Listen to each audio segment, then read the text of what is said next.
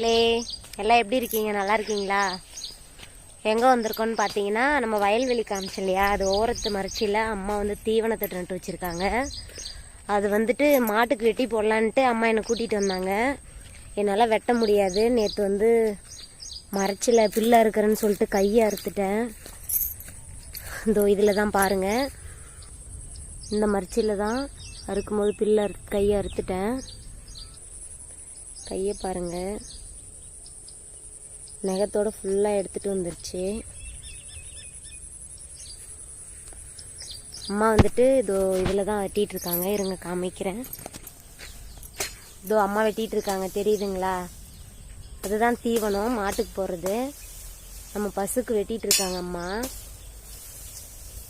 என்னோட கை அடிப்பட்டதுனால அம்மா வெட்டுறாங்க, நமக்கும் சேர்த்து.